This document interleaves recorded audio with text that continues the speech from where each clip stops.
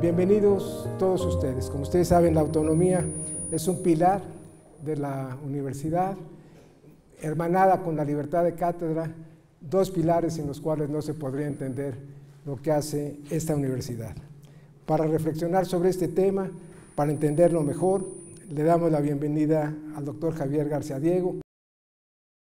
Inicio la charla diciendo que me voy a basar, como me he basado siempre en mis trabajos de historiador, en 4 principios básicos, ¿sí? El primero de ellos es que soy contrario a la historia oficial de la UNAM. Sí, la UNAM tiene su historia oficial, todas las instituciones tienen sus historias oficiales, los movimientos sociales tienen sus historias. No confundamos con la que yo llamo historia gubernamental, parecida, ¿sí? Pero la UNAM también tiene una historia oficial. Hace muchos años trabajé en lo que era entonces el Centro de Estudios sobre la Universidad, por aquí está Renate Marcinski, sabe que no me gustaba la historia oficial de la UNAM. De hecho, hice un libro en donde me cuidé de casi 500 hojas de no utilizar la palabra alma mater en ningún momento. Y creo que lo logré. Eso no quiere decir que no quiera la UNAM, la quiero entrañablemente, pero no necesita que se le pongan oros y azules en su historia. Segundo, también soy contrario, como todo historiador, al presentismo. Mi perspectiva de hoy va a ser el 1929 y poco tiene que ver con que se cumplan 90 años y que haya sido amenazada por un descuido, por un error o por lo que sea, la autonomía de la universidad. Tercero, soy contrario a limitar un periodo histórico por un hecho, ¿sí? En la UNAM, y esa es parte de la historia oficial de la UNAM, el 29 es sinónimo de autonomía, y el 29 es un año muy complejo con muchas otras actividades, procesos, hechos. Hay que tratar de tener una visión integral de la historia y no simplemente limitarnos a un 29, ¿sí?, concentrado en el proceso de la autonomía. Para los universitarios tal vez fue el proceso más importante, pero crean que no lo fue en una visión de conjunto. Es un proceso más dentro de un proceso mucho más importante, que es el que se estaba dando en ese entonces en México. Y cuarto, tampoco soy partidario de la historia broncínea, de la historia calendárica, esa historia que utilizamos para celebrar o conmemorar efemérides. Pero también reconozco, y esto lo decía Luis González, dice, es mala la historia broncínea, dice, pero es peor la desmemoria, ¿no? La amnesia histórica. Entonces, si es parte de un aniversario, es parte de esta historia calendárica, bienvenida sea, porque lo que sí hubiera sido gravísimo es que en la universidad no se hubiera atendido este efeméride, que es muy importante. Dicho lo anterior, paso a mi charla. El año 29, como está en el título de la ponencia, es un año decisivo de nuestra historia, desde una perspectiva nacional, ¿sí?, no únicamente universitaria. Y es un año importantísimo, un año decisivo, un año parteaguas, un año bisagra, determinado por el 28, por el año anterior. ¿En qué sentido fue determinado por el 28? Por el asesinato de Álvaro Obregón, que por cierto no me gusta que se le llame el presidente electo, no era el presidente electo, porque aún no se calificaban las elecciones cuando fue asesinado. Era el virtual ganador.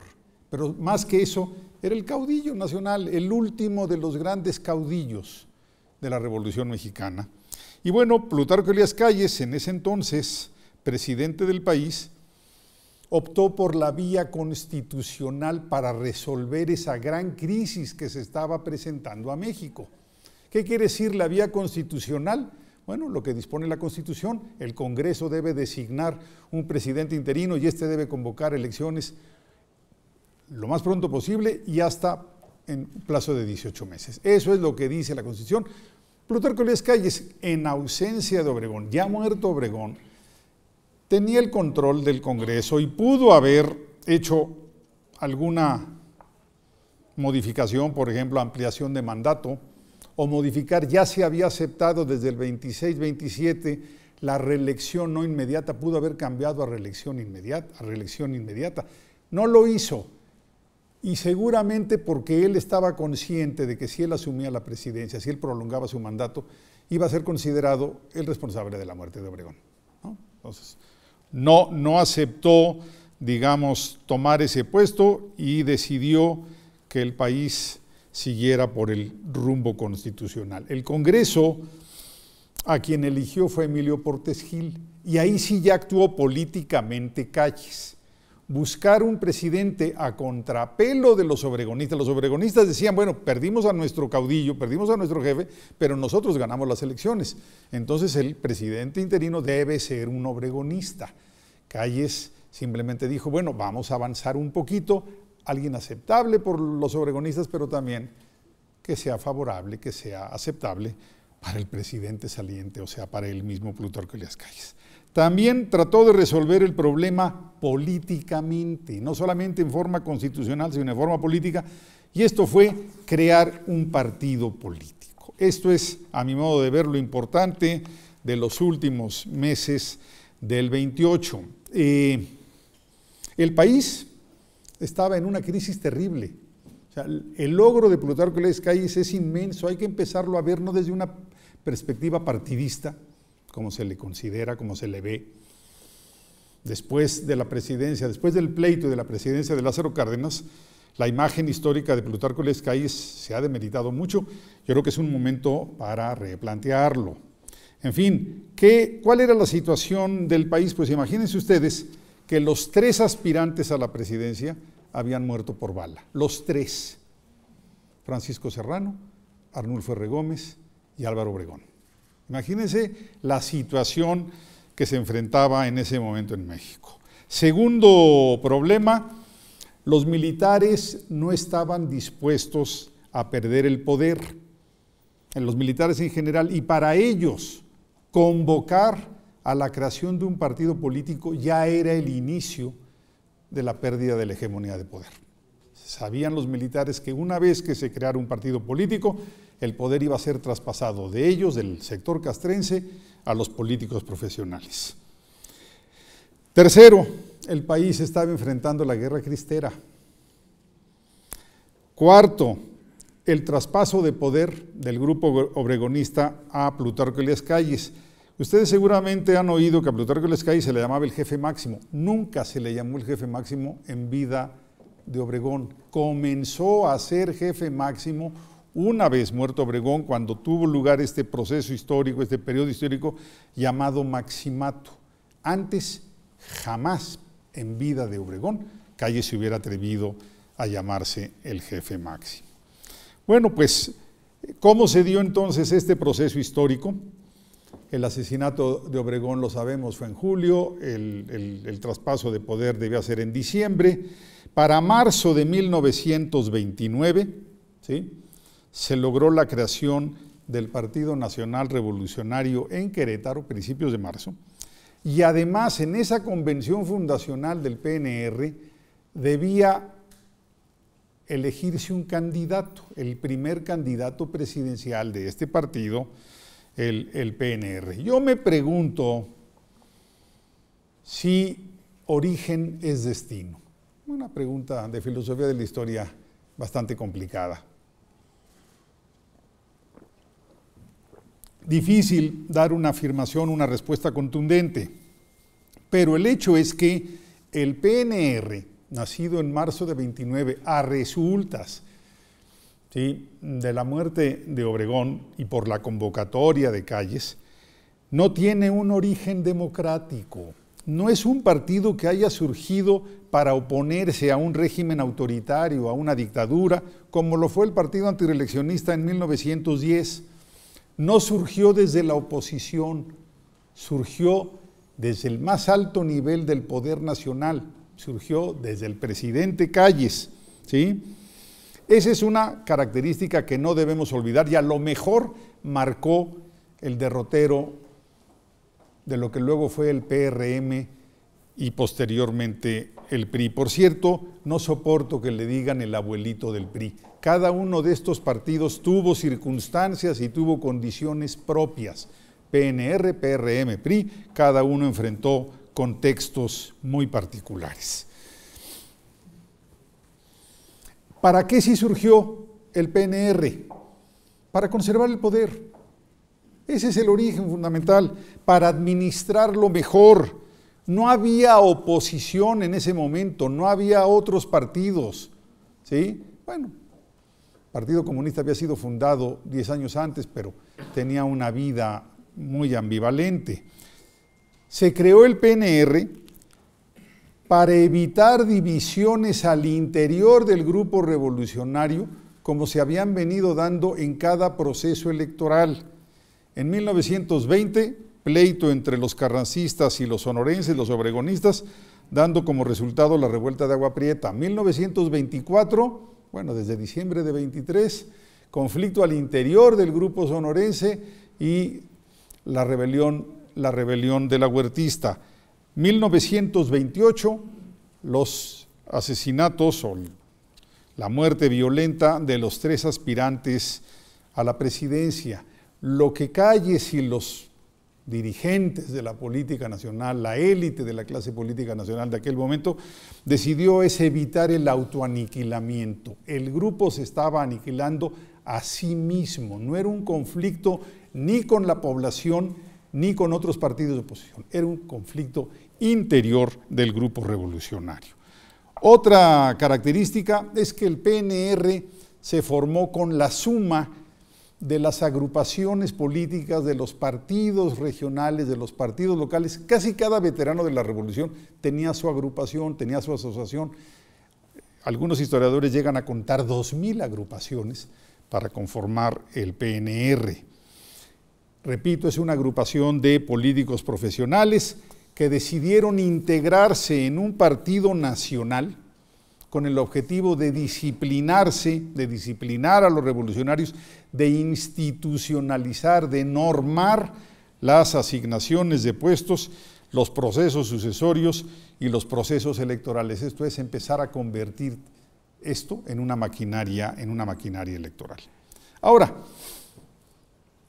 pensemos históricamente, por eso les decía yo, no soporto el presentismo, olvídense del PRI, se los pido que se olviden de él por unos minutos y piensen en el PNR, piensen en 29, para poder aceptar que su creación tuvo muchas ventajas. Fue una creación positiva y la más importante es que acabó con la violencia electoral, porque a partir de entonces hubo ya normas e instituciones. También inició el traspaso del poder de los militares a los civiles. Todavía el mismo mes de la fundación del PNR hubo un intento de rebelión militar, la rebelión escobarista, afortunadamente liquidada. También para poder entender la creación del PNR, pero no vamos aquí a pensar en un sospechosismo como solemos hacer los mexicanos, el año anterior o 2 años antes se había hecho una reforma al ejército, la había encabezado Joaquín Amaro como secretario de guerra de Plutarco Elías Calles, hoy sería secretario de Defensa Nacional. ¿Qué es lo que buscaba esa reforma? Despolitizar al ejército, ¿sí? Se crearon nuevas ordenanzas, nuevos reglamentos y se dispuso castigar enormemente a todo aquel militar que se involucrara en una rebelión. Antes era incluso ventajoso meterte a una rebelión porque casi siempre eran exitosas y casi siempre resultabas ascendido.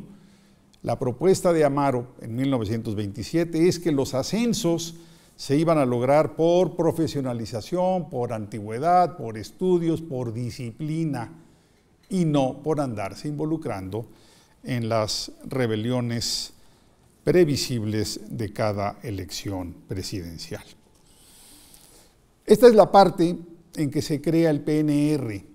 Hay otro aspecto fundamental en esa reunión importantísima de marzo en Querétaro para crear el PNR, que fue la elección del candidato, ¿sí?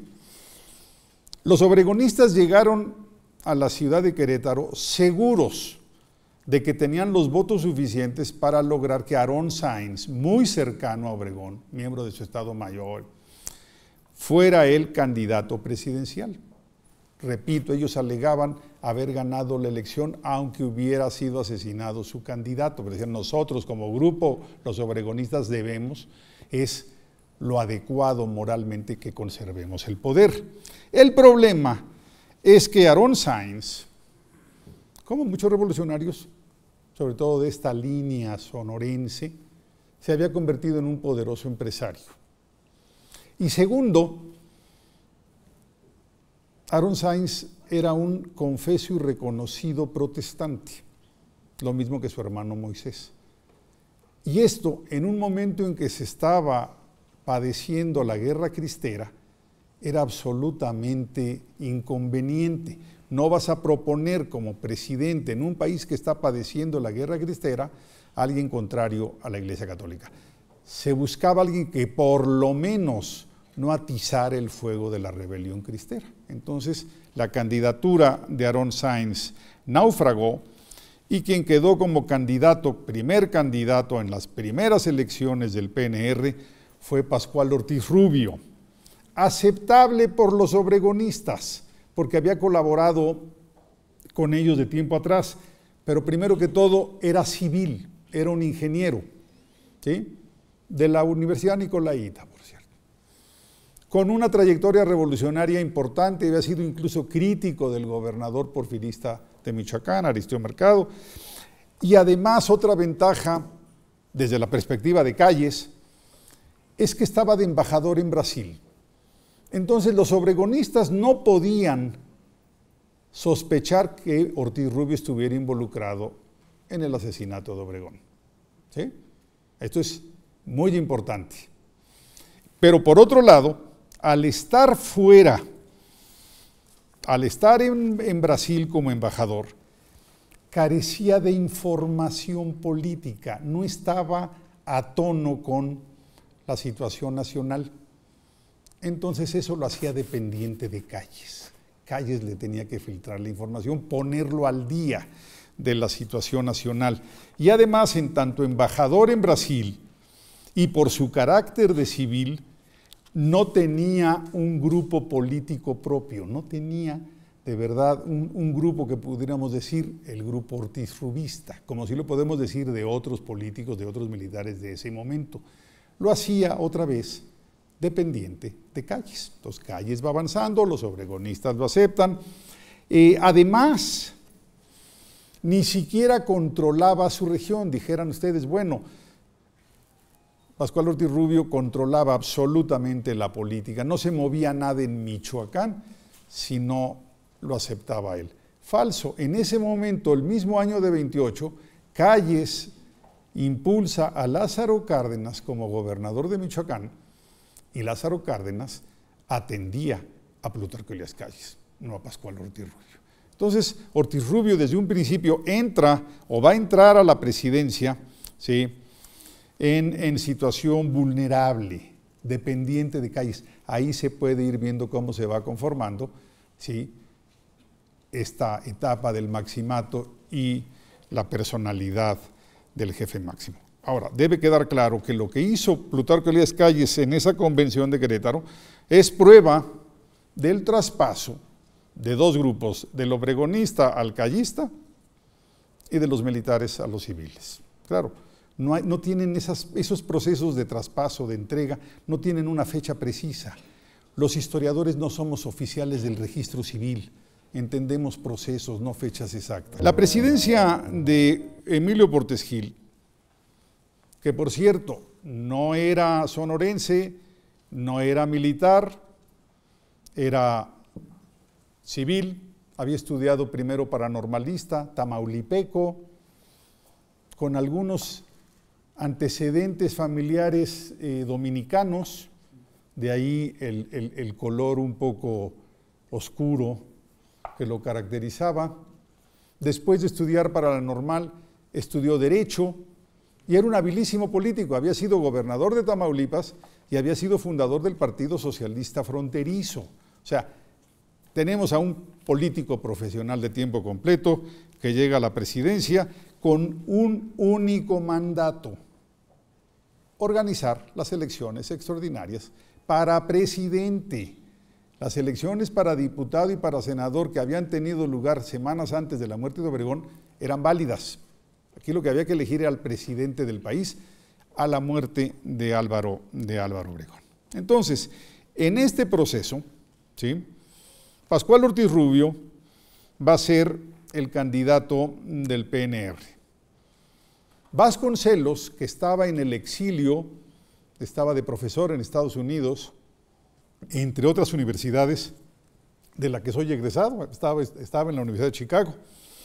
Y bueno, él recibió el apoyo formal para poder registrar su candidatura del Partido Nacional Antirreeleccionista, el que había fundado Madero en 1910 y del que Vasconcelos había sido miembro destacado desde su fundación. Pero ese partido se había disuelto también por instrucciones de Madero en 1911 para convertirse en el Partido Constitucional Progresista.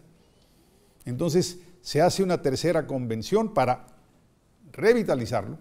De hecho, lo había revitalizado un año antes, ¿sí?, Arnulfo Gómez. Pero bueno, Vasconcelos toma, digamos, el registro que le ofrece el Partido Nacional Antirreeleccionista, aunque realmente va a tener un apoyo paralelo, nunca va a acatar lo que dicen los viejos miembros del Partido Nacional Antirreeleccionista, para entonces muy envejecidos. Si uno ve las ilustraciones, las imágenes de esa convención, realmente me voy a hacer harakiri, pero todos tenían el pelo blanco y la barba blanca. Así que sí estaban ya, imagínense, fundado en 1910, pues para 1929 ya habían pasado algunos años. Había otro candidato que era básicamente testimonial del Partido Comunista, que ya les mencioné, existía. El candidato era Pedro Rodríguez Triana, un hombre del norte duranguense, agrarista.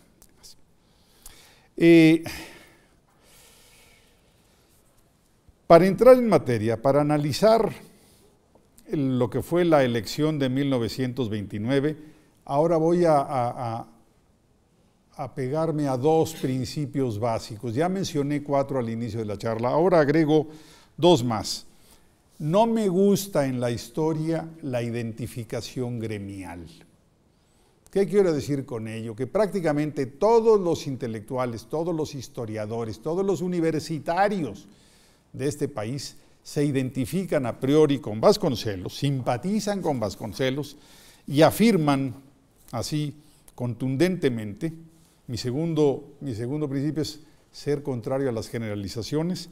Bueno, pues esta identificación gremial y esta tendencia a las generalizaciones nos ha permitido afirmar, no a mí, pero sí a la inmensa mayoría de los colegas, repito, no solamente historiadores, politólogos, sociólogos, funcionarios universitarios y demás, en el sentido de que en 1929 el país padeció el primer fraude de su historia. ¿Sí? Pues esto es incorrecto. Hay que analizar las elecciones. Acusar de fraude es la salida fácil. Lo difícil es analizar cada proceso electoral y les puedo asegurar que Vasconcelos no podía estructuralmente ganar esas elecciones. Era un no escenario. Ahora vamos a ver por qué. De hecho, en México, hace unos años, platicando con un colega del Colegio de México, le dije, güey, ¿qué estás escribiendo ahora? Y me dijo, voy a hacer un libro que se llama Los hijos del fraude, porque somos hijos del 29, del 40, del 88, del 2006, y le dije, cuando publiques ese libro, yo voy a publicar otro que se llame Los padres del fraude, porque se han inventado cada fraude en el 29 y en el 40, y decidió no escribirlo. Me ahorró el gusto. A ver, ¿por qué digo que Vasconcelos no podía estructuralmente ganar esas elecciones? Primero que todo, careció de una estructura partidista. ¿Sí? El Partido Nacional Antirreeleccionista estaba muerto desde 1911. se apoyó en un comité pro Vasconcelos, con puros jóvenes, mayoritariamente universitarios, dignísimos, grandes escritores, algunos cineastas, digo, podemos dar los nombres: Mauricio Magdaleno, Salvador Azuela, Chano Urueta, Andrés Enestrosa, que apenas estaba aprendiendo a hablar español, tantas cosas. Intelectualmente valiosísimo ese grupo de jóvenes, pero eran absolutamente inexpertos en política. Y con eso no se ganan las elecciones. Segundo, Vasconcelos resultó un mal candidato. Había sido un extraordinario rector entre 20 y 21 y un extraordinario secretario de Educación Pública 21 y 24. Además, demostrando una cosa que a muchos nos ha sorprendido con el paso del tiempo: una enorme capacidad organizativa, para no mencionar liderazgo. Eso lo tenía a raudales José Vasconcelos. Pero ¿por qué resultó mal candidato? Primero que todo, porque fue un candidato estridente. Abusó de su ingenio. Puso demasiados apodos. Por ejemplo, a su contrincante decía que era mitad animal, y en lugar, supondríamos que era mitad ser humano, no, mitad animal y mitad vegetal.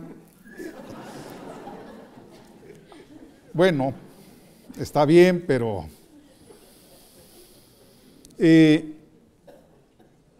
segundo, estridente en el sentido de descalificar a los militares. Y créanme que en ese momento la estructura de poder, el poder real en México, lo detentaban los militares. Era la única estructura con presencia nacional, con una estructura vertical muy clara, con sus propios códigos, con sus propios líderes. Era el equivalente a un gran partido político ya, digamos, consolidado.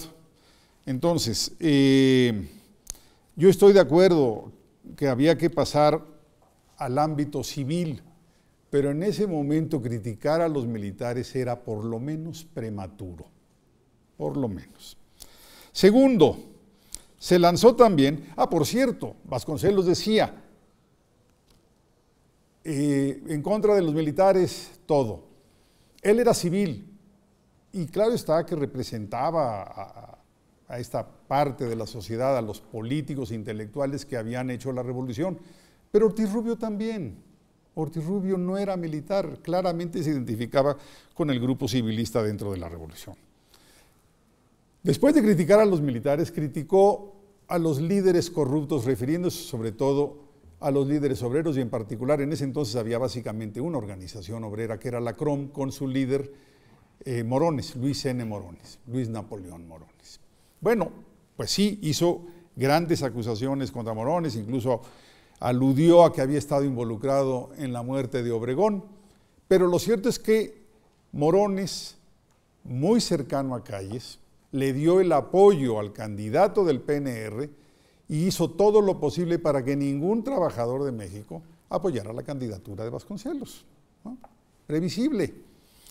Entonces, era un apoyo importante. Piensen ustedes, los militares, los obreros, y también criticó a los caciques. Bueno, los caciques sí, a todos nos resultan repugnantes, ciertamente, pero en ese momento los caciques controlaban las ligas agrarias del país. Todavía no había una central campesina nacional, esa se creó hasta 38, la CNC. Los campesinos estaban organizados en ligas agrarias estatales, y créanme que las ligas agrarias estatales las controlaba el cacique del rumbo, o el gobernador, o el jefe militar, o un líder agrario importante en la región. Al criticarlo, Vasconcelos lo que hizo fue perder, ¿sí?, el apoyo de los campesinos, que en ese entonces la población rural del país estaba cercana al 85%. O sea, es muy difícil ganar una elección cuando pierdes de entrada la posibilidad de simpatías del sector que domina la demografía nacional. También se lanzó contra la prensa, recordando cómo habían sido con Madero. Les llamó viles a los periodistas. No los voy a defender, pero créanme que pelearse con la prensa en una campaña presidencial no es precisamente atinado. Obviamente no contaba con el apoyo de la clase política, los gobernadores, los diputados, los senadores, los presidentes municipales. todos homogéneamente se fueron con el candidato del PNR, pues si todos estaban en ese mismo grupo. Y además se dedicó a criticar a Estados Unidos, en particular al embajador Dwight Morrow, al que le llamó el procónsul, ¿no?, en un célebre tomo de su autobiografía. Tampoco creo que sea muy oportuno, no es que me simpatice mucho Morrow, pero en una contienda electoral yo me hubiera reservado las agresiones contra ese embajador, además un embajador muy, muy influyente. Los testimonios de quienes acompañaron a Vasconcelos nos hablan de mítines llenos y nos dicen básicamente de jóvenes y mujeres, pues no votaban. Las mujeres votaron 25 años después y los jóvenes también tenían restricciones. Años después ya se permitió el voto para gente más joven, pero ese apoyo podría ser un apoyo de mitin, podría ser un apoyo testimonial, pero un apoyo que no tendría ningún valor en las urnas. Y esto, repito, es lo que me da confianza para decir que estructuralmente Vasconcelos no ganó las elecciones, no podía ganar las elecciones y por lo tanto no hubo el fraude que se considera el inicial de nuestra triste historia electoral en el siglo XX. Ahora bien, las elecciones en aquel entonces, en ausencia de INES e IFES, las elecciones eran organizadas y calificadas por las autoridades, tanto a nivel municipal como a nivel nacional, esto es, desde la presidencia municipal que las organizaba hasta la Cámara de Diputados que las calificaba. Todas estas eran autoridades callistas, todas estas eran autoridades vinculadas al PNR, que por torpeza, por tradición, maquillaron las elecciones, ¿sí? Le otorgaron a Vasconcelos 5% de votos, a Rodríguez Triana 1 y el resto a Ortiz Rubio. Yo lo que siempre he dicho es, afectaron en términos futboleros, modificaron el marcador, pero no el resultado. El resultado es que Ortiz Rubio había ganado esas elecciones. Ahora, a veces me pongo a ver, cuando analizo que no tuvo apoyo obrero, no tuvo apoyo militar, no tuvo apoyo campesino, digo, pues a lo mejor sí sacó 5%, ¿eh? A lo mejor sí. En fin, además de estas condiciones que he mencionado, ¿sí?, debe quedar claro que no estoy juzgando la presidencia de Ortiz Rubio. Son dos cosas distintas. La campaña electoral, hay personas que pueden ser buenas para campañas electorales y resultar muy malos gobernantes, ¿sí? ¿Y por qué esos rumores? No hay alusión. Me estaba acordando de un tío mío. De verdad que no hay alusión, yo hablo solamente de historia. 1929. Y bueno, Ortiz Rubio, el famoso nopalito, resultó ser mejor candidato que presidente. Fíjense nada más. Y también lo voy a exonerar en cierto sentido. Prácticamente después de las elecciones, semanas antes de la toma presidencial, estalló la crisis económica del 29, la crisis económica mundial. Créanme que no debe haber sido fácil ser presidente de México, con un lado la crisis económica y por el otro lado la égida de Plutarco Elías Calles. Pero en fin, lo que sí quiero señalar es que además de esto que he mencionado, Calles y Portes Gil resultaron grandes estrategas. Eran extraordinarios políticos. Plutarco Elías Calles es un extraordinario político. El país estaba enfrentando dos problemas muy serios. Y solo el oficio político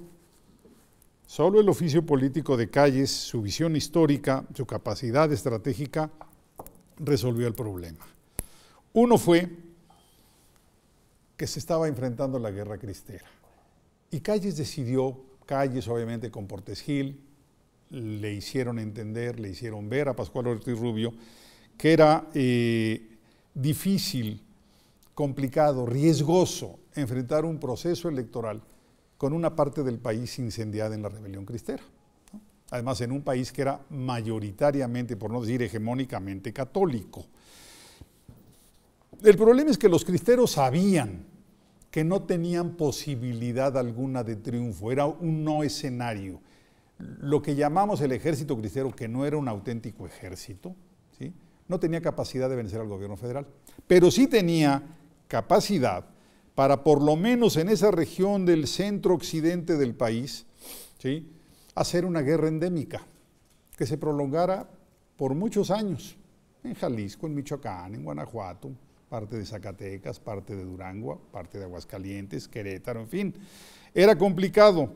Entonces, ante esa situación del riesgo de que se quedara la guerra cristera como un conflicto endémico, Portes Gil decidió buscar una solución. La palabra clave, y así se le conoce históricamente, es el arreglo, buscar un arreglo, ¿sí? No podía intervenir en esto Plutarco Elías Calles porque él había iniciado el conflicto cristero a mediados de 26 con la famosa Ley Calles. Hubiera sido visto como pues, un error de su parte. Además, siempre durante su presidencia dijo que él no estaba dispuesto a ningún arreglo con los cristeros. Portes Gil sí podía hacerlo. Y lo que hizo Calles es automarginarse, no obstaculizar, dejar que se lograra ese acuerdo con los cristeros. La jerarquía católica estaba dividida, siempre estuvo. Algunos eran partidarios de la rebelión de sus feligreses y otros siempre dudaron de la violencia. Pero finalmente la jerarquía percibió la oportunidad, ¿sí?, la coyuntura de que dado que el gobierno de Portes Gil y la candidatura de Ortiz Rubio requerían de un contexto pacífico en el país, ¿sí?, esto es, que los cristeros, que los católicos no se volcaran en apoyo a Vasconcelos, para decirlo rápidamente, quien sí era católico, y además católico militante y confeso.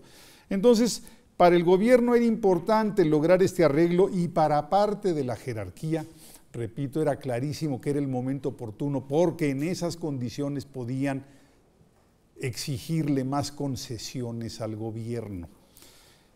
Las negociaciones se dieron entre junio y julio de 1929, en plena campaña, ¿sí? ¿Cuál fue el resultado? En términos políticos, en términos militares, los cristeros no triunfan. En términos políticos van a una negociación, pero es una victoria cultural. Ellos triunfaron culturalmente, lo que lograron es que no se pusieran en práctica estos artículos más jacobinos de la Constitución, claro, a cambio de que no volvieran a desafiar al Estado mexicano. Lo volvieron a hacer muchos años después, sobre todo con las políticas demográficas y las políticas sexuales. Pero durante mucho tiempo la jerarquía católica aceptó el acuerdo de 1929 de no inmiscuirse en política y el Estado acordó no modificar la Constitución, pero tampoco aplicar los artículos que le preocupaban tanto a los católicos. Lo importante fue que se logró este arreglo en julio. Junio-julio son las semanas de la negociación y bueno, la sociedad civil mejoró en su ánimo. Piensen ustedes lo difícil que fue haber vivido con 3 años de guerra intensa en varias regiones del país. Plutarco Elías Calles ahora se interviene para disciplinar al elemento más jacobino del sector oficial, para imponerles esta idea del arreglo, para que no criticaran el haber llegado a un acuerdo con la jerarquía católica. Pero repito, la sociedad civil feliz del arreglo y sobre todo la sociedad civil percibió en la dupla Calles-Portes Gil capacidad política. Y de repente lo que había sido muy difícil para la sociedad mexicana empieza a tomar digamos, luces más claras, se crea un partido político, parece ser que no va a haber más rebeliones militares de tema electoral, se solucionó el conflicto religioso, se abren los templos, se vuelve a practicar el culto católico y esto hace que la sociedad mexicana en su conjunto, porque prácticamente todos eran católicos, vieran positivamente a Portes Gil, a Ortiz Rubio y a Calles. Les ven capacidades políticas, mismas que no le ven a Vasconcelos. El otro asunto, y es el que nos convoca realmente, es que en plena campaña electoral, ¿sí?, la campaña de 29, estalló un conflicto estudiantil. No puedo decir que en la Universidad Nacional, he tenido yo mis discusiones al respecto, en ese entonces todavía predominaban las identidades profesionales, esto es, por escuelas nacionales. Y entonces el conflicto estalló primero que todo en el rector Castrolial quiere hacer algunos cambios en los reglamentos de planes de estudios, en los reglamentos de exámenes, e inmediatamente surge el conflicto en la Facultad de Derecho. Ahí es donde estalla, que ellos estaban acostumbrados a un examen anual y la propuesta de Castrolial, avalada por el director de la facultad, ¿sí?, es que hubiera 3 exámenes a lo largo del año. Y en la Escuela Nacional Preparatoria también estalla el conflicto porque la propuesta del rector Castrolial es que se hicieran 3 años de preparatoria en lugar de 2. Por esos años se había creado la secundaria, la había creado Moisés Sáenz. El 5 de mayo de 1929, en plena campaña electoral, los estudiantes de la Facultad de Derecho, se llamaba de Derecho y Ciencias Sociales, básicamente porque en ese entonces no había estudios de economía, ¿sí? Va a ser cuando se cree la facultad, bueno, la Escuela de Economía de forma independiente, pero se hacían esos estudios, economía y sociología, en la Facultad de Derecho. Bueno, el 5 de mayo los estudiantes de Derecho cierran su escuela y se declaran en huelga. 4 días después, el 9 de mayo, hacen lo propio los estudiantes de la Escuela Nacional Preparatoria y se crea un comité de huelga en esos mismos días, principios de mayo de 29, encabezado por Alejandro Gómez Arias. Era el líder estudiantil por antonomasia en ese momento, ¿sí? El 15 de mayo, el presidente Portes Gil declaró que iba a imponer el orden, que iba a aplicar la ley. Esto dio como resultado, los estudiantes no se amedrentaron con ello, al contrario, siguieron con sus movilizaciones en el centro histórico, ¿sí? Plaza de Santo Domingo, Escuela de Medicina. Sí, el 23 de mayo hubo enfrentamientos muy importantes en el centro de la ciudad y esto hizo que creciera el movimiento. Se le empezaron a agregar otras escuelas, Bellas Artes, Medicina tal vez la más importante, con el apoyo de su director Fernando Carranza, otras instituciones, la Escuela Normal de Maestros, la Libre de Derecho, fíjense, también se suma al movimiento, le envía una carta a Portes Gil, y bueno, estos estudiantes del comité de huelga lanzan un pliego petitorio en el que no se incluye la solicitud de autonomía.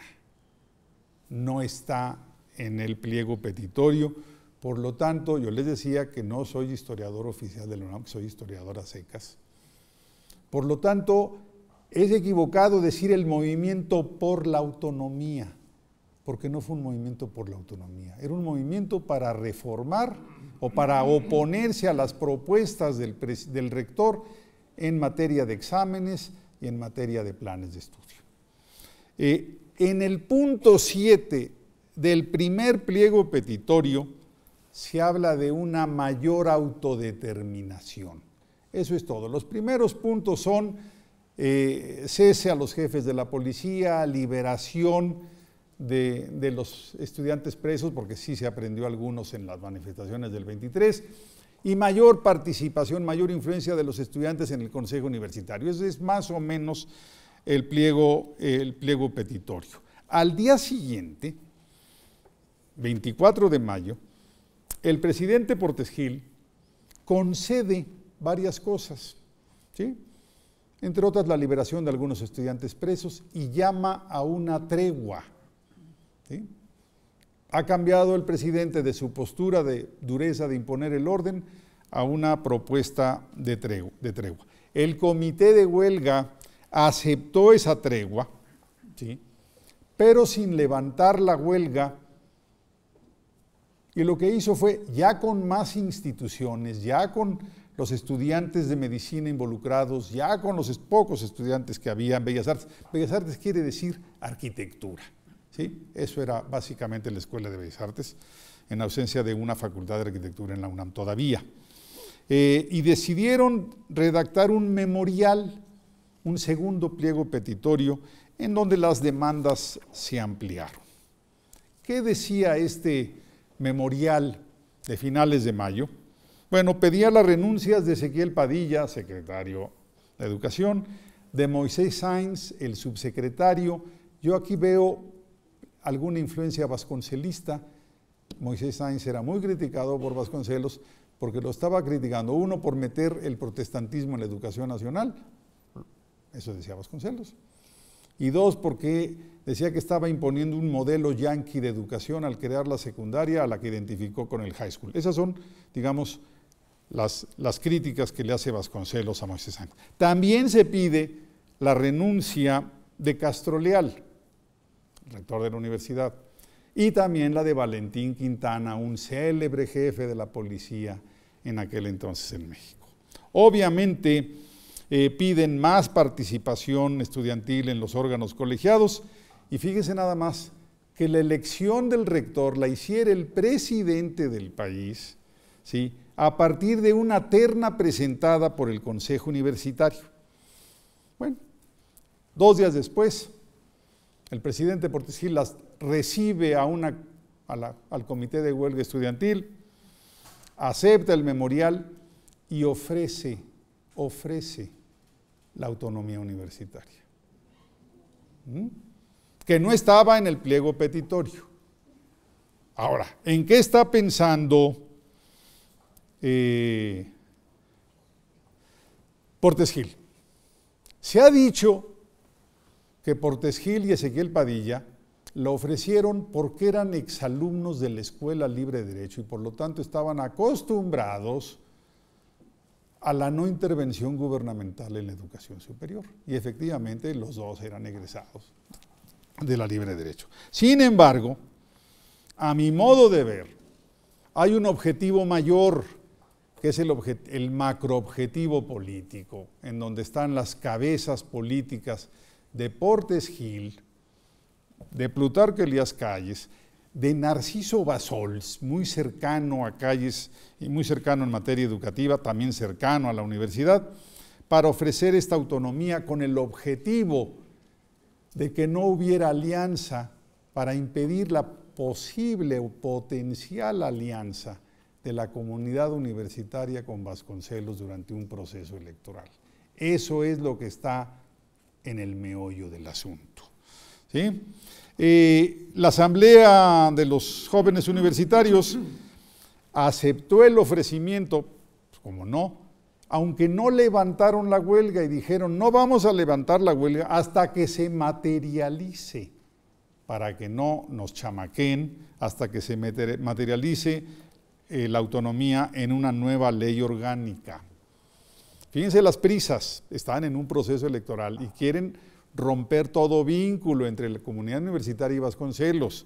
Del 3 al 5 de junio hubo sesión extraordinaria de la Cámara de Diputados y por unanimidad se aceptó la nueva ley orgánica que avalaba la autonomía de la Universidad Nacional. Días después, comprensiblemente, renunció Castro Leal, renunció Antonio Caso, director de la Escuela de Derecho, y también salió Narciso Bassols. El 10 de julio fue promulgada la nueva ley orgánica de la universidad, garantizando su autonomía. Repito, no veamos en esta propuesta ni un resultado de un movimiento estudiantil que no tenía ese objetivo. No veamos tampoco en esta concesión los orígenes escolares de Portes Gil y de Ezequiel Padilla. Lo que tenemos que ver es la capacidad política de Plutarco Elías Calles. O sea, no es solamente lo que ya dije, cómo tenían una mejor estructura partidista, mejores bases sociales que Vasconcelos. Tenían una visión de Estado, una visión política, y esto fue lo que dio como resultado la autonomía universitaria. Concluyo, esto no es en desdoro de la autonomía, para nada. Así es la historia, señores. Y a mí lo que me convoca y lo que me provoca es la historia, ¿sí? Así fue como sucedió. Ahora bien, la historia de la autonomía a partir de 29 ha tenido derroteros extraordinarios. La autonomía no solamente se ganó con esa concesión del gobierno de Portes Gil, con esa nueva ley orgánica redactada por la Cámara de Diputados de entonces.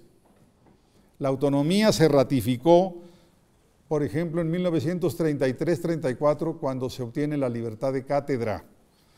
En 1944-45, cuando adquiere valor normativo con una nueva ley orgánica.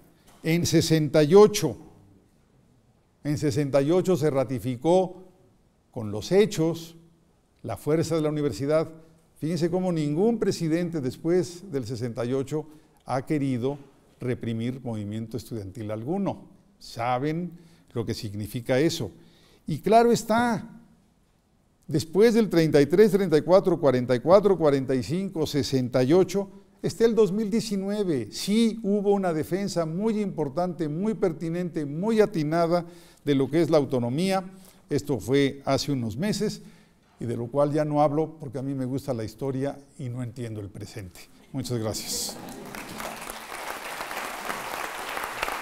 Primero que nada, para agradecer este extraordinario ejercicio de memoria histórica y de tratar de ubicar tanto a la autonomía, que, como dice don Javier, formal y oficialmente se establece para los anales universitarios en 29, pero como proceso se ha venido defendiendo y ratificando por sucesivas generaciones universitarias, y quizá de manera muy interesante la que acaba de ocurrir hace unos meses. Y esto me lleva también a preguntar por algo que tú señalaste, que también tiene que ver con una visión estructural de la historia de México, que es anunciar que independientemente de filias y fobias posteriores, quizá en Calles se da también el inicio de la construcción de los gobiernos civiles en este país, primero con la creación de ese Partido Nacional, y algunos historiadores piensan que con más precisión cuando Lázaro Cárdenas, el primero que gobierna por 6 años, establece dentro del PRM, no dentro del PNR, el sector militar, con la idea de ratificar no solamente lo que había hecho Amaro, de establecer ya muy claramente que el ejército debe de seguir ciertos lineamientos institucionales, sino que al crear dentro del Partido de la Revolución Mexicana el cuarto sector, es decir, el sector militar, está mandando también la señal de que si quieren aspirar los militares a participar en política, lo tienen que hacer adentro y ya con un sector dentro.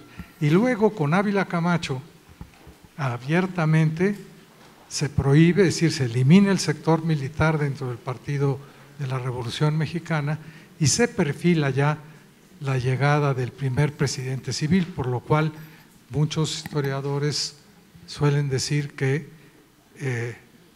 es todo un proceso, la creación del gobierno civil, que se inicia con Calles, se consolida con Cárdenas y Ávila Camacho y ya se convalida por primera vez con la llegada de Miguel Alemán, y desde entonces la sucesión de civiles ininterrumpidos.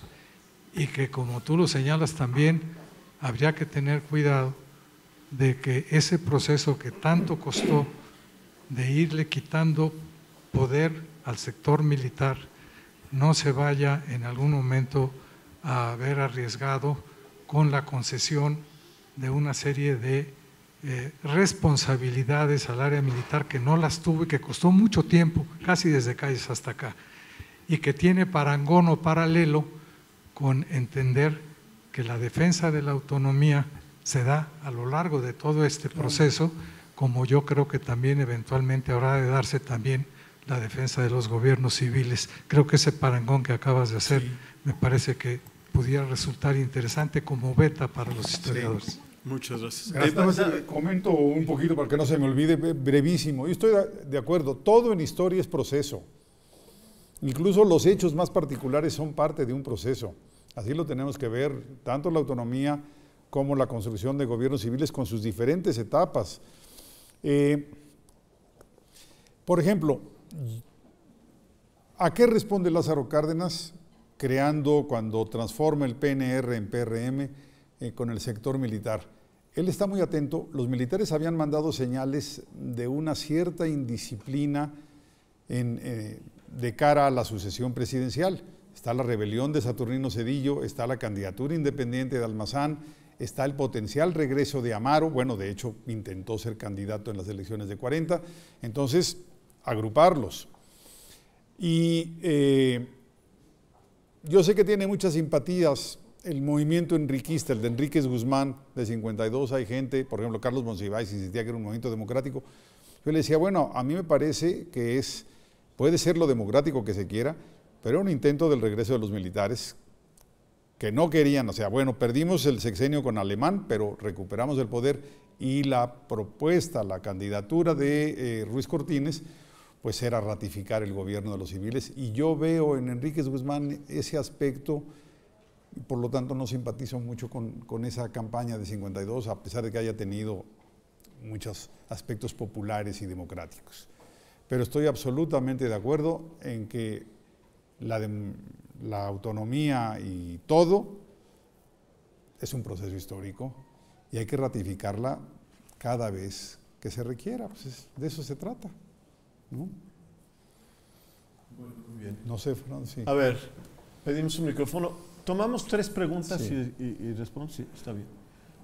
Ahí hay una. Aquí hay una. ¿Quién levantó aquí la mano? Sí. Y atrás hay alguien más. Es que al fondo. Nos va a dejar el camión. Soy maestro Alejandro Corral, de la FES Aragón. Bueno, me gustaría saber, doctor, ¿cuál es su opinión acerca de la situación de Calles? ¿Se podría considerar que el haber permitido la intervención de Ray Morrow, el embajador, fue una derrota política para Plutarco Elías Calles, o realmente no, porque se habla de un maximato y pues bueno, influye en los posteriores presidentes hasta Cárdenas? Entonces, ¿fue una derrota o realmente fue una concesión de poder porque ya no tenía tanto poder político Plutarco Elías Calles? Y al aceptar algo que, como usted lo mencionaba adecuadamente, él todo su mandato negó cualquier concesión y acercamiento. Ver, bueno. Allá en el fondo tenemos… ¿tomamos varios? Sí. Y entonces déjame anotar. Si no en el fondo había otra… Sí, por favor. Y Adalberto después, por favor. Doctor, voy a suponer que estamos en 1930 para su ubicación como historiador, o 31, 32 es lo de menos.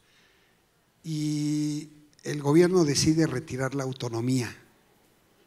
Ya no hablo de 2019, Hablo de esos años. ¿Qué hubiese pasado? 29. Sí. Adalberto, por favor. Sí, además algunas consideraciones para formular una serie de preguntas, doctor García Diego, ¿no?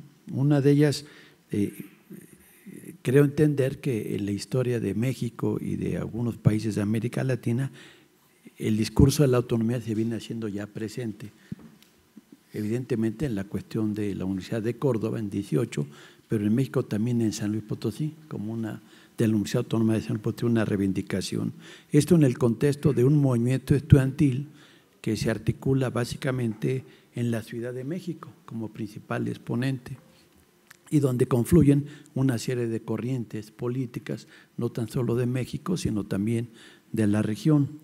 Precisamente ese año de 29, uno de los dirigentes de esta universidad era Julio Antonio Mella, que es asesinado el 10 de enero de 1929 y que también genera, bueno, una expresión política en eso.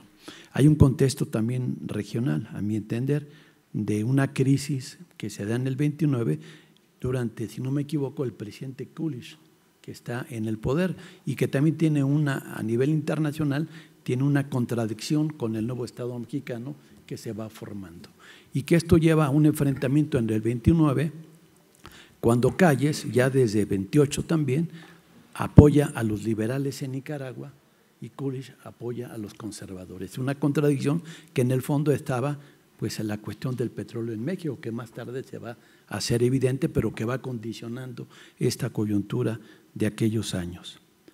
Y de igual manera, el elemento que en 29, pues resulta que Sandino sale de Nicaragua y donde viene es a México, pero no a la Ciudad de México, sino que llega hasta Veracruz, entra por Chiapas y lo envía a Calles como jefe máximo a Yucatán, específicamente a Espita, Yucatán, ¿no? Donde hoy va a pasar el Tren Maya, que ahí está todavía parte de esa red ferroviaria, ¿no? En ese contexto, y viene una pregunta, la universidad funcionaba en términos locales, es decir, de la Ciudad de México, no en términos nacionales, y se consigue la autonomía, y es mi pregunta, como una universidad de México, todavía no es nacional. Esa sería un poquito mi pregunta y a veces interrogantes. Por favor, doctor García Diego. Bueno, a ver, voy a ser muy rápido en la respuesta porque si no nos vamos a quedar aquí solos. A ver, Morrow. Bueno, primero que todo, Morrow es un extraordinario diplomático, no solamente en México, es un gran político.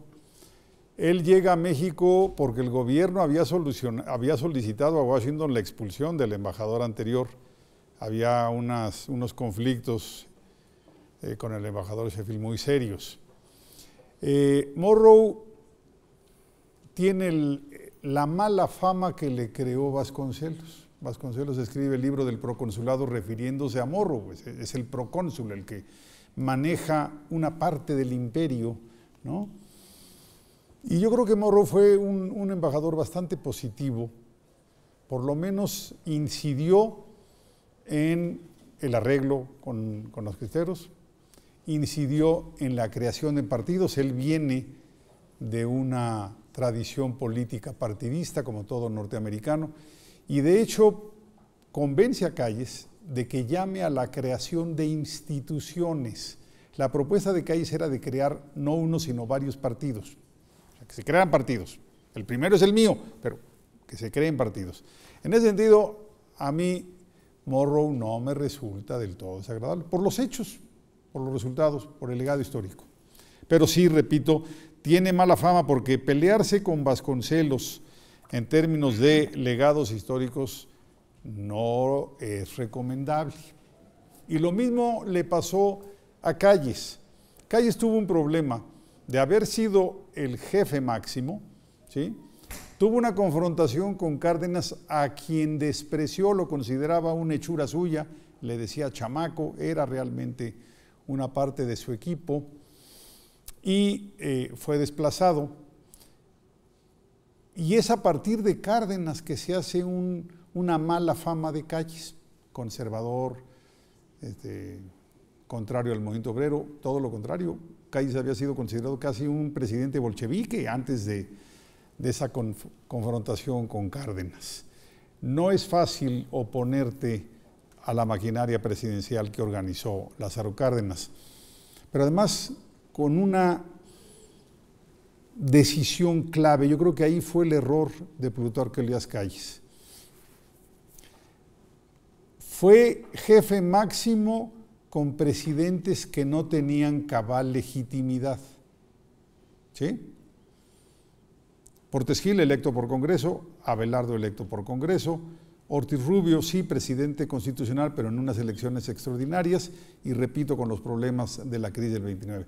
El error de Calles fue pensar que el maximato podía ser una fórmula ad eternum, ¿no? Que se podía prolongar indefinidamente. Y Cárdenas le hizo ver muy claro que el maximato había sido una fórmula temporal para resolver una crisis concreta, pero que México debía volver a un régimen constitucional pleno, a que el jefe del Estado fuera el presidente. No podíamos seguir viviendo en esa diarquía. Y esa para mí es la equivocación mayúscula de Calles, sorprendente en un político de sus capacidades, y el triunfo de Cárdenas. Bueno, hay que verlo. Calles, después de haber sido el jefe máximo, ¿sí? Cárdenas le quita su partido, lo convirtió en PRM, acabó con la clase política callista, de repente todos se hicieron cardenistas y mandó a Calles al exilio. O sea, no es fácil, ¿sí?, después de haber sido el jefe máximo, salir del país a costa de este muchacho al que, repito, despreció en sus inicios. Quiso mangonearlo, de ahí pues el enfrentamiento de junio-julio de 35, que es cuando se inicia el conflicto Calles-Cárdenas y que va a terminar en abril de 36 con la salida de Calles del país. Se ha convertido después de eso en un héroe de un partido, pero yo creo que tiene que reconocerse algún día sus méritos a nivel nacional. Por allá la pregunta, ¿qué habría pasado? Bueno, es que no tengo que irme a imaginar si el gobierno hubiera querido, le hubiera retirado la autonomía en 30, 31, 32. Sucedió.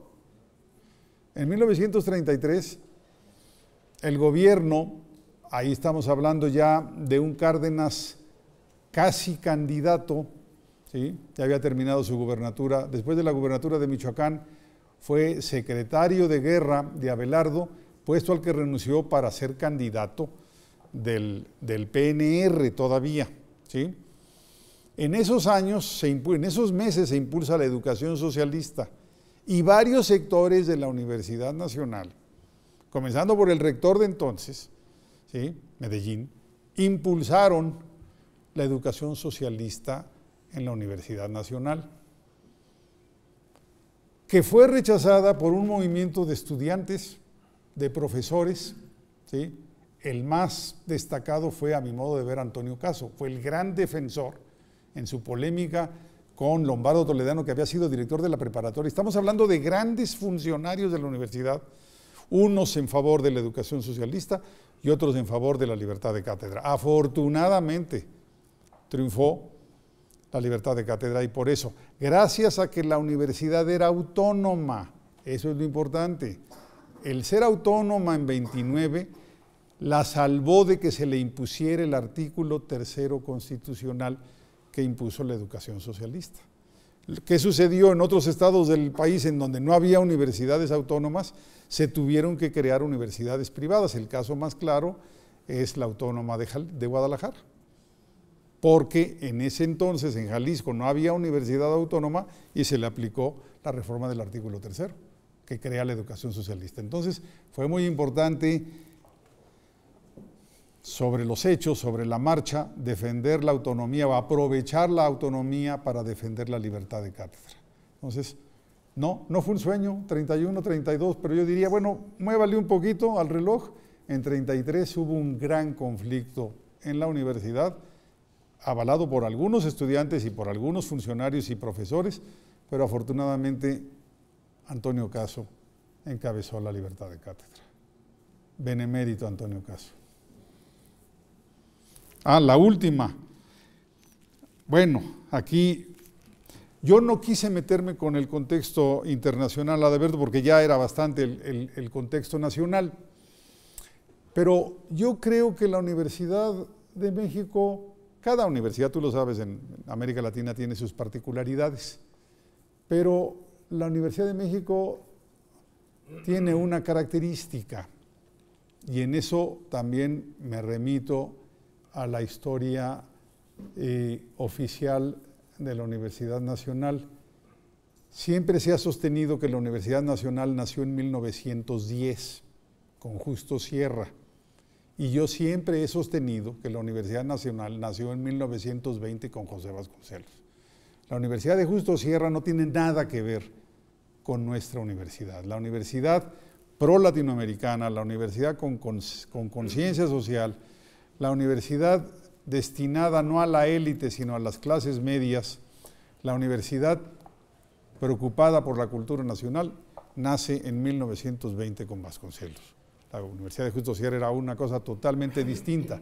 Entonces, cuando llegan los estudiantes de Córdoba, ¿sí?, y dicen que la Universidad de México se tiene que reformar y el espíritu de Córdoba, algunos líderes del estudiantado mexicano y Vasconcelos le dicen: aquí en México ya tuvimos nuestra reforma, se llama la Revolución Mexicana, porque transformó a esta universidad de una universidad de élite como era la que proponía Justo Sierra a una universidad, vamos a decirlo rápido, es la diferencia entre una universidad porfirista y una universidad postrevolucionaria, para que más o menos les quede claro. Ahora, de que no era una universidad nacional, no lo era, tienes toda la razón, era una universidad capitalina, y este es otro de los grandes reclamos que yo tengo en términos de historiador. Nosotros creamos en 1910 y 1920 y luego a lo largo de los años fuimos consolidando un modelo de una gran universidad nacional, pero no hemos construido un sistema de universidades nacional. No tenemos un sistema nacional de universidades. Hay estados con universidades muy pobres. Imagínense ustedes, y con esto concluyo ahora sí, lo que sería Estados Unidos si en lugar de tener 3 o 4 magníficas universidades en cada estado, en cada entidad, una pública y 2 o 3 privadas de varias denominaciones religiosas o algunas laicas. Imagínense que Estados Unidos, en lugar de tener estas grandísimas universidades, piensen en la que quieran, Princeton, Harvard, Yale, Chicago, la que quieran. Ahora imagínense una universidad de 300,000 estudiantes en Washington y 50 universidades mediocres en los estados. Sería otro país. Nosotros no construimos en 1910 y 1920 un sistema nacional de universidades porque no había posibilidad de hacerlo. Optamos por una gran universidad nacional y tenemos un enorme rezago que incluso afecta a la propia UNAM porque no tenemos compañeros de viaje. No podemos hacer trabajos con otras universidades del país, no podemos tener intercambios del mismo nivel con los profesores de universidades del resto del país. Ha sido a la larga negativo, nos ha detenido. No tenemos competencia, la UNAM no tiene competencia en el país y la competencia creo que es muy útil. Muchas gracias. Realmente nos vamos agradecidos, yo diría hasta emocionados con la presentación que nos ha hecho Javier García Diego. La verdad es que vuelve a recogerse el espíritu de cada una de las presentaciones de estos foros, en donde una hora de reflexión nos hace ver y nos hace sentirnos distintos. Sí subrayo que es la segunda vez en esta serie que recojo una alusión personal. La semana pasada decía Vicente Quirarte que los principales actores en todo este proceso pues fueron Portes Gil, fue Castroliar y fue Gómez Arias, y todos tenían menos de 40 años. Y hoy dice Javier que aquí los de pelo cano pues ya no calificaríamos para algunas otras aspiraciones, de manera que por doble partida siento el agravio. Formidable presentación, Javier, muchísimas gracias. Y yo creo que acota, si nos permites entender mucho mejor este proceso. Y yo creo que lo que vale mucho la pena que nosotros nos llevemos como reflexión es subrayar lo que él llama los procesos que van definiendo un momento histórico. Yo quisiera imaginarme cómo sería una plática de Javier de aquí a 90 años, en el 2109, en donde nos volviéramos a recapacitar, y yo creo que nosotros nos podemos llevar este espacio de reflexión. ¿Cuáles son los elementos que están configurando nuestro proceso histórico actual? ¿Qué será lo que en el tiempo habrá de definir esta circunstancia actual, en donde pues, se han generado cambios tan importantes como los que él subraya y que hoy parecen casi indiscutibles, de transitar de gobiernos civiles, de gobiernos militares a gobiernos civiles, y algo que yo siempre subrayo, que a partir de entonces y hasta la fecha hemos tenido puras transiciones cimentadas en procesos electorales. Yo creo que esta es una circunstancia histórica que ya se está volviendo casi inédita respecto al resto de los países del mundo, pero que significa que no importa las características políticas de los distintos grupos que han participado, se ha logrado que se procese con estas transiciones en condiciones relativamente apacibles. ¿Qué nos preguntaremos en el 2109? Pues, ¿cuáles fueron las características de nuestro proceso electoral? ¿Cómo se gestó estas circunstancias de un proceso interno que tiene las características tan particulares que hoy enfrentamos? Cuando se habla del escenario internacional, y aquí se ha tocado, pues tenemos, yo creo que una circunstancia histórica con un presidente del país vecino que de alguna manera incide y de manera muy importante en las características y en la connotación de un gobierno que tiene muy particulares formas ya de entenderse, con una forma de ejercicio del poder pues muy extraño, por usar una palabra suave, en un momento en donde en el mundo además se vive pues una crisis de valores, y de valores muchas veces vinculadas a la democracia, pues que tienen expresiones muy importantes.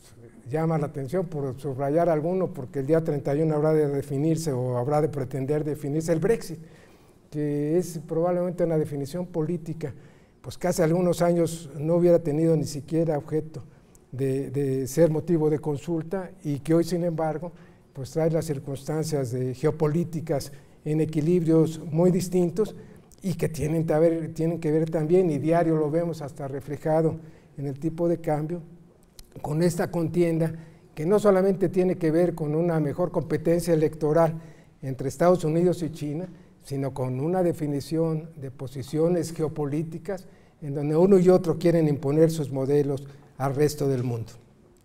Es muy correcto lo que dice Javier respecto al origen de la autonomía, pero yo creo que no es un hecho único en la historia. Muchas veces, como en esto, se propone o llega la autonomía, pero luego se le da contenido. Luego tiene una historia, luego tiene una evolución, y habría que ver cuál es la evolución que habrá de tener la autonomía y la libertad de cátedra en los próximos años. Subraya un camino, Javier, que es bien valioso. Vamos a tener más y mejores universidades en el resto del país. Ciertamente en 68 no había más que uno. Hoy tenemos un esquema de universidades, algunas son mejores, son pocas ciertamente, se van a hacer 100 más, dicen. Probablemente de ahí vaya la simiente de una evolución en nuestro proceso educativo, en donde ciertamente son cada vez más los jóvenes que tienen acceso a la posibilidad de estudios superiores. Me gusta mencionar que yo, cuando entré a la universidad, que ya va a parecer que hace muchísimo tiempo, en 61, solo 1 de cada 100 jóvenes tenía la oportunidad de entrar a la universidad. Hoy esta cifra ha cambiado sensiblemente, y la universidad en esto ha sido un modelo de inclusión. Lo he subrayado también en otras oportunidades. En la composición familiar, social de quienes participan en la universidad proviene de familias de entre 5 y 6 mínimos, y me gusta subrayar que de ese origen y de esta extracción podemos tener eventos como el de la semana pasada, en donde de esta extracción hay 10 doctores honoris causa que pudieron hacer una trayectoria de superación, de estudio, de análisis, que les permitió alcanzar ese nivel de distinción que los trajo a calificar como doctores honoris causa. Sí quiero subrayar que lo que nos presenta Javier no es fruto de una reflexión que se pueda constituir leyendo tweets. No es con 200 caracteres como nosotros vamos a aprender historia. Lo que tú nos has dicho nos ilustra la necesidad de profundizar en el mejor conocimiento de nuestro proceso histórico, pero si bien yo creo que cuando se estudian los procesos de lo que pasó en el 2019, lo que se dice en las redes sociales habrá de constituir un elemento de reflexión, porque hoy inciden mucho en el comportamiento de nuestra vida social. Quiero agradecer desde tu presentación y quiero de todas maneras que recojamos el compromiso de formar parte de una comunidad universitaria que es muy rica, que es muy valiosa, que es la principal no solo del país, sino de América Latina, y que tiene, en eso sí, una responsabilidad frente a la historia. No podemos pensar que la historia se nos va a imponer como si fuera la fuerza de un río, sino que nosotros tenemos que incluso a veces aprovechar su fuerza para incidir en la definición de nuestra propia historia. Gracias, Javier, porque nos has hecho reflexionar en todo esto. Les agradecemos a todos su presentación, a los coordinadores que nos hayan acompañado y a ti de verdad esta formidable presentación. Muchas gracias.